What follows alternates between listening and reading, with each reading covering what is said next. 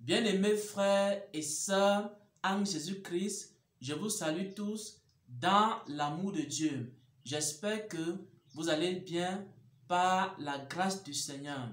Un frère m'a écrit, il m'a posé une question. Il m'a posé une question en ce qui concerne la prière. Il m'a posé une question en ce qui concerne certains types de prières. Il m'a posé une question en ce qui concerne la prière contre ses ennemis, en ce qui concerne certains types de prières qu'on fait dans des églises et qu'on appelle le retour à l'envoyeur. C'est un type de prière qu'on fait pour envoyer le feu sur ses ennemis. C'est un type de prière qu'on fait pour envoyer le malheur sur ses ennemis. C'est un type de prière qu'on fait pour envoyer les maladies et les calamités sur ses ennemis et également sur la maison de ses ennemis. Il me posait donc la question de savoir si ce type de prière-là, ce sont des prières que les chrétiens doivent faire. Si ce type de prières-là sont des prières qui sont bonnes devant le Seigneur. Bien-aimés, avant de répondre à cette question, j'aimerais d'abord que nous puissions lire un passage des Saintes Écritures. Pourquoi? Parce que dans cet enseignement, nous allons voir les prières du juste et les prières du méchant. La prière révèle l'état de ton cœur. Si tu es bon, alors tes prières seront remplies de bonté. Si tu es miséricordieux, tes prières seront remplies de miséricorde. Et si tu es méchant, tes prières seront remplies de méchanceté. Si tu es quelqu'un de violent, tes prières seront remplies de violence.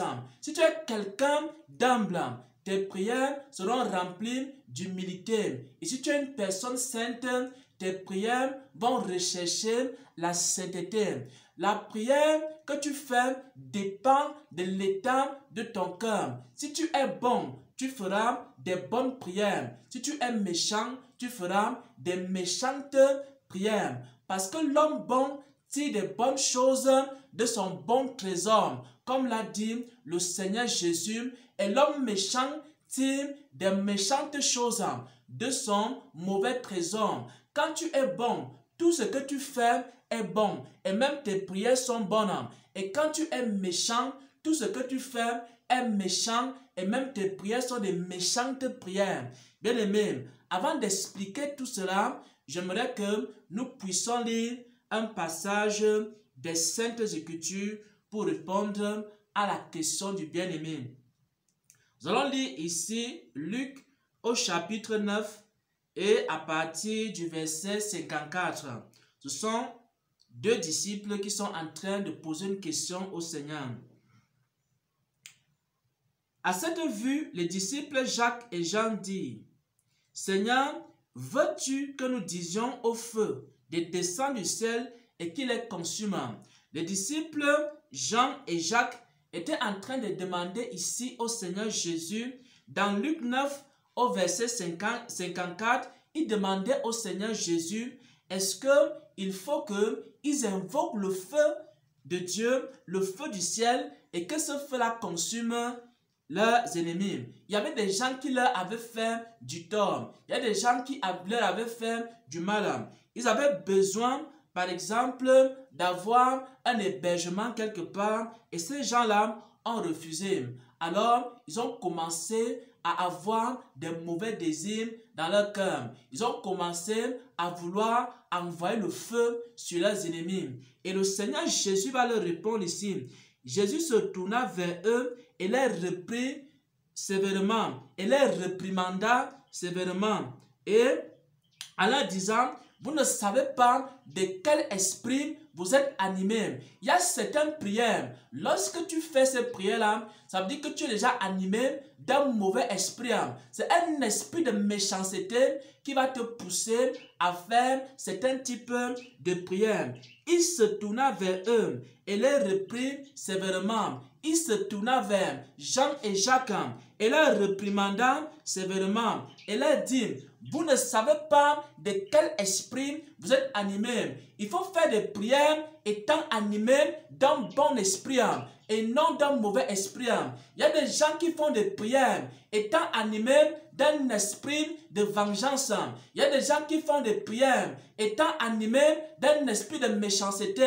Il y a des gens qui font des prières étant animés d'un esprit de colère. Il y a des gens qui font des prières étant animés d'un mauvais esprit.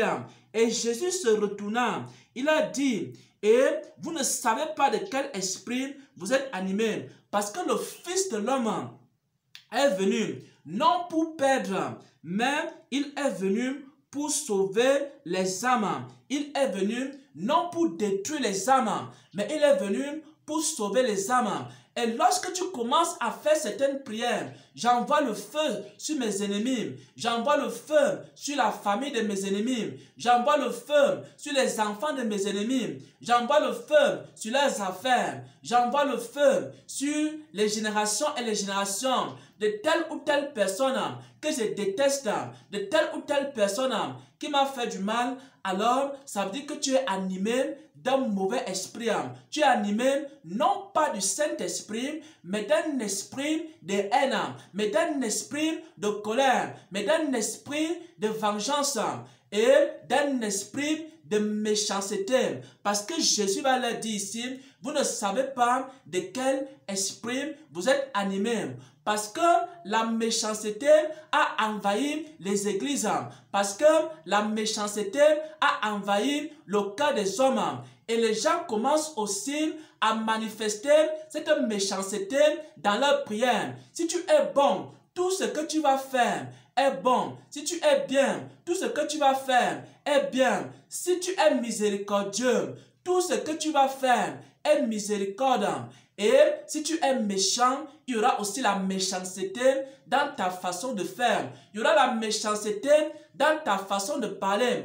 Quand quelqu'un est bon, il y a la bonté dans sa façon de parler. Quand quelqu'un est méchant, il y a la méchanceté dans sa façon de parler. Il y a aussi la méchanceté dans sa façon de prier. Quand tu es méchant, bien-aimé, même tes prières sont des méchantes prières. Et lorsque Jésus était flagellé, lorsque Jésus était opprimé, lorsqu'on crachait sur Jésus, Jésus n'a pas demandé que le feu tombe sur ses ennemis. Jésus a dit ceci, Père, pardonne-leur, car ils ne savent pas ce qu'ils font. La même chose dans les Écritures. Nous avons ici Étienne qui avait des ennemis. Les ennemis d'Étienne étaient en train de le lapider. Les ennemis d'Étienne étaient en train de le tuer. Étienne n'a pas commencé à dire à Dieu que Dieu consume ses ennemis.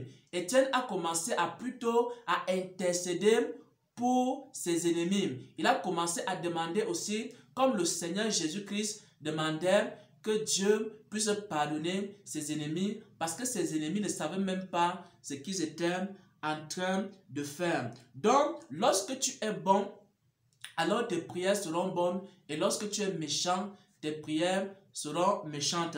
Maintenant, lorsque Dieu te révèle le plan de tes ennemis, il faut prier comme David. Par exemple, David avait un ennemi appelé Achitophel. Lorsque, par exemple, David s'est rendu compte que Achitophel était en train de faire des complots contre lui, David a commencé à prier en disant anéantir les conseils d'Achitophel. Achitophel était en train de conseiller les ennemis de David pour que les ennemis de David puissent tuer David. Et David a commencé à prier en disant à Dieu anéantir les conseils d'Achitophel. Donc, lorsque tu as des ennemis et Dieu te révèle le plan de tes ennemis, ce que tu peux faire lorsque tu pries contre tes ennemis ou alors tu pries contre les plans de tes ennemis, tu dis à Dieu, Seigneur, mes ennemis sont nombreux. Seigneur, mes ennemis ont fait des projets contre moi. Maintenant, anéantir les projets de mes ennemis. Anéantir les paroles de mes ennemis. Que les paroles de mes ennemis n'aient aucun effet sur ma vie. Et que les conseils de mes ennemis ne puissent pas réussir. Et que les projets et les plans de mes ennemis contre moi ne puissent point réussir. Et tu commences à prier comme David, anéantir les plans de mes ennemis, anéantir les conseils de mes ennemis, et Dieu va agir. Et non pas les prières qu'on fait aujourd'hui. J'envoie le feu sur mon ennemi. J'envoie le feu sur ses enfants. J'envoie le feu sur ses arrière-enfants. J'envoie le feu maintenant sur sa maison. J'envoie le feu sur sa femme. J'envoie le feu également sur ses affaires. Et si tu commences à prier comme ça, tu es plutôt animé dans notre esprit. Et cet esprit-là, c'est un esprit de méchanceté. Et maintenant, comment savoir que quelqu'un est juste? Comment savoir que quelqu'un est saint? Lorsque tu es juste, lorsque tu es saint, lorsque tu es bon, ta bonté aussi se manifeste dans tes prières.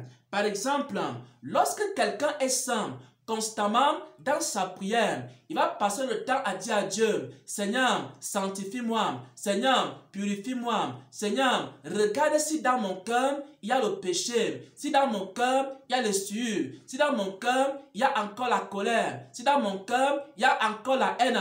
Lorsque quelqu'un est saint, constamment, il demande à Dieu dans sa prière de purifier son cœur, de laver son cœur. Et c'est à partir de là que tu sais que voilà une sainte personne. Voilà quelqu'un qui aime la sainteté. Lorsque quelqu'un aime la sainteté, cela se manifeste aussi dans sa prière. Il va constamment demander à Dieu de purifier son cœur. Comment on sait qu'une personne est humble? Lorsque tu es humble, l'humilité aussi se manifeste dans tes œuvres, dans tes actions, dans tes paroles, mais aussi dans tes prières. Quand quelqu'un est humble, constamment, il prie, il dit à Dieu, Seigneur, s'il te plaît, aide-moi à prier. Seigneur, s'il te plaît, aide-moi à comprendre la parole. Seigneur, s'il te plaît, révèle-moi tes mystères. Parce que celui qui est humble dans ses prières demande le secours à Dieu. Il y a des gens qui ne demandent jamais le secours du Seigneur. Ça veut dire que ce ne sont pas des gens humbles. Lorsqu'une personne est humble, elle reconnaît qu'elle ne peut rien faire. Alors, elle demande constamment du secours au Seigneur. Et c'est comme ça que Dieu aide beaucoup les personnes humbles. Également, comment on sait que quelqu'un a l'amour de Dieu? Lorsque tu as l'amour de Dieu, cela se manifeste aussi dans tes prières. Et quand tu as l'amour de Dieu, constamment, tu vas commencer à demander à Dieu les choses d'en haut. Seigneur, donne-moi la sagesse d'en haut. Seigneur, fais-moi connaître les mystères du royaume. Seigneur, je veux voir le royaume des cieux. Tu commences à demander à Dieu de te révéler les mystères du royaume des cieux. Lorsque vous voyez quelqu'un demander à Dieu les choses d'en haut, la sagesse d'en haut, la connaissance d'en haut, les sentiments d'en haut, alors à ce moment-là, c'est une personne qui a l'amour de Dieu. Mais lorsque quelqu'un a l'amour du monde aussi se manifeste dans ses prières. Quand quelqu'un a l'amour du monde, il commence seulement à demander à Dieu, Seigneur, protège mon compte bancaire. Seigneur, protège également toutes les richesses que j'ai. Seigneur, donne-moi ceci. Seigneur, donne-moi cela. Et tout ce qu'il demande à Dieu, ce ne sont que les choses du monde. Pourquoi? Parce qu'il a l'amour du monde.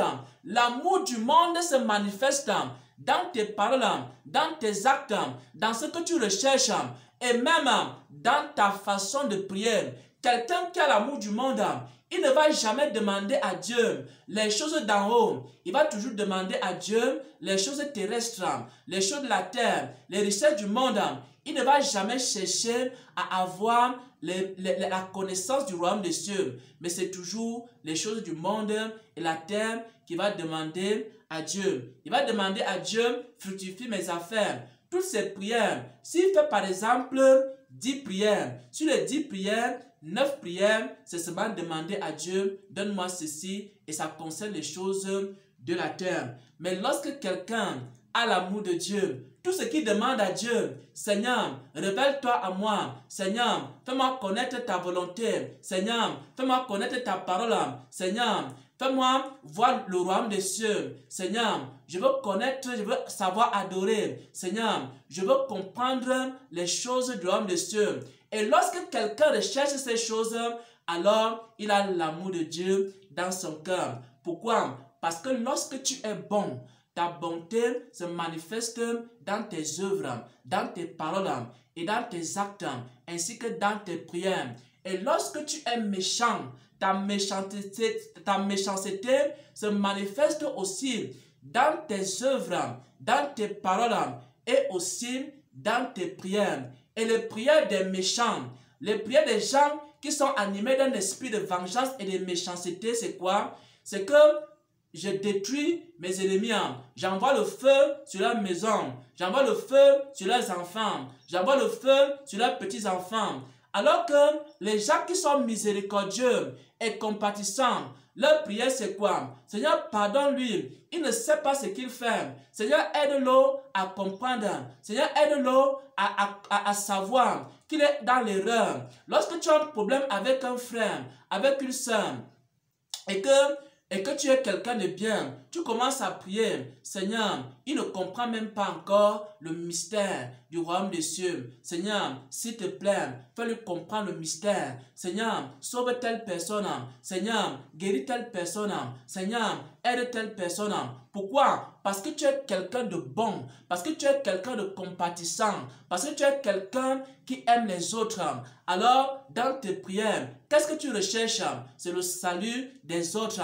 Parce que celui qui est bon, il tire les bonnes choses de son bon trésor. Mais l'homme qui est méchant, il tire les méchantes choses de son méchant trésor. Même les prières du méchant sont les méchantes prières. Et les prières d'un homme bon sont les bonnes prières. Au nom de notre Seigneur et Sauveur Jésus-Christ, j'ai ainsi partagé cette parole, cet enseignement, la réponse à mon bien-aimé frère en Christ au sujet des prières qui concernent les prières contre ses ennemis. Amen.